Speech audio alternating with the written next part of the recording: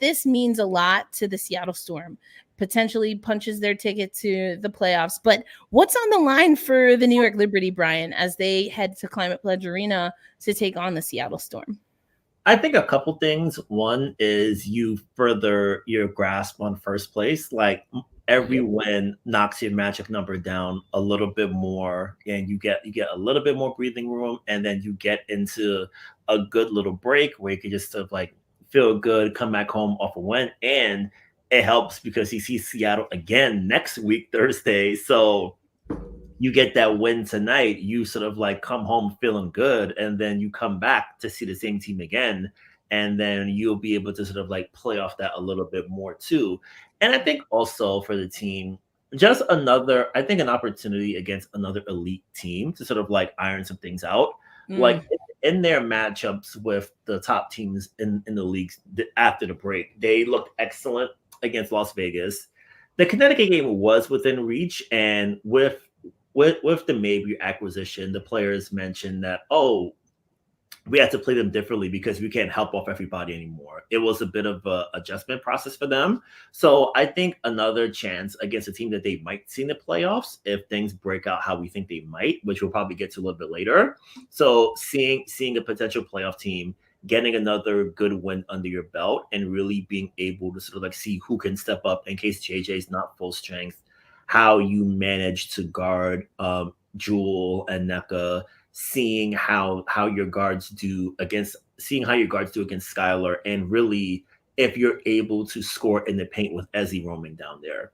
There's going to be a lot of like fascinating subplots within the game, and I think that for a team that's looking to sort of like continue to learn more about itself and figure out what buttons work best against the very best competition, I think a game like this can be a good learning lesson for them.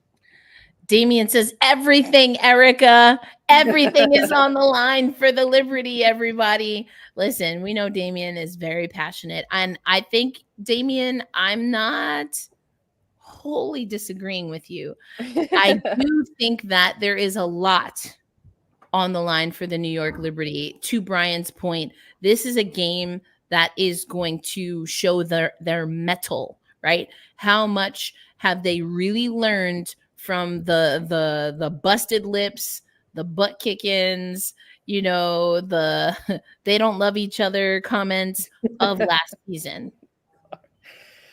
Yeah. Like, let's keep it funky, because the last two games, to your point, Brian, yes, Connecticut was within reach. They were clawing back from LA, but they were tired. They looked tired. They looked mentally, to me, it was more of a mental exhaustion, because if you looked at them, they were going through the motions. They were doing what they needed to do. But in my estimation, Brian, they fell into that lethargy that we sometimes see, where they're not hanging their heads, but they're also not hype either.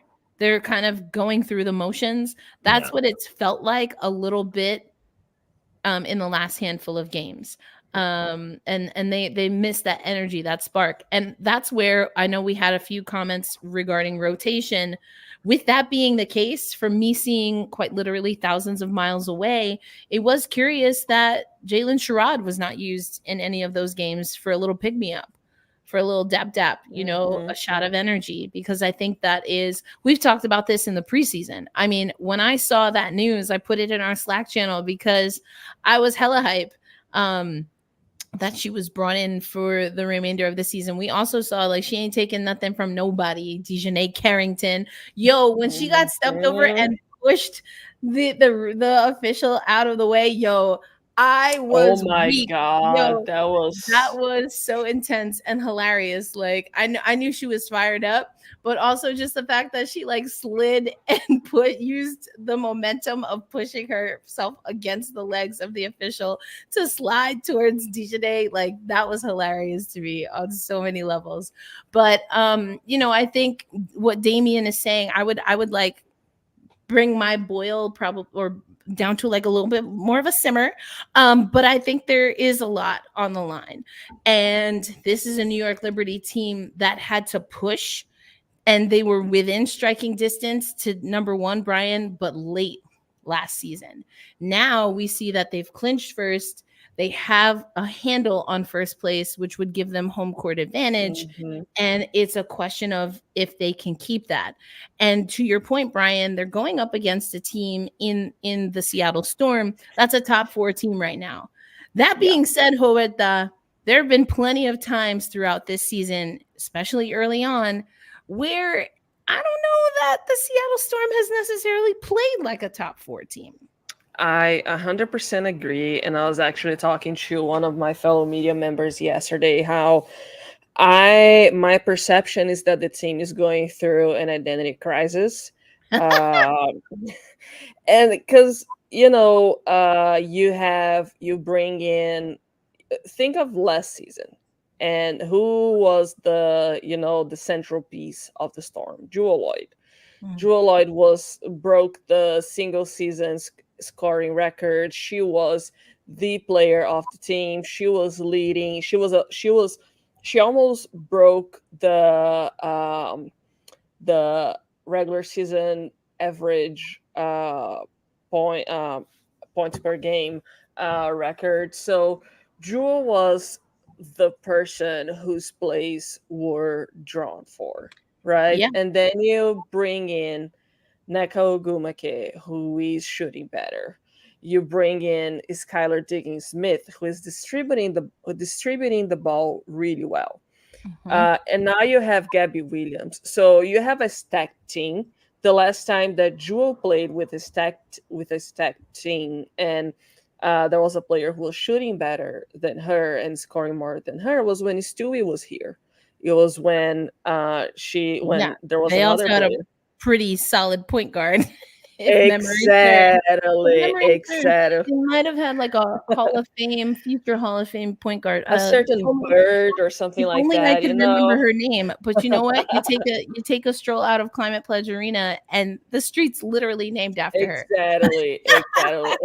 And she's there a lot too. She was there yesterday, and it's amazing to see how locked in she is on the game.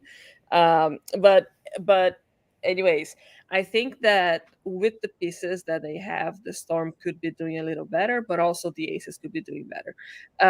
It is it's a parity thing also in this league. And in Tyler's own words, if you're not ready to play every night, you're going to lose. That's what happens. And I feel like because they are still understanding what their identity is, especially on the defensive end with Gabby Williams. If Gabby Williams wasn't there, they would have lost that game. If Gabby Williams wasn't ready for that steal, if they didn't have the athleticism of Gabby, that game would have been lost. And that's not to say that the other players can take it. It's just, again,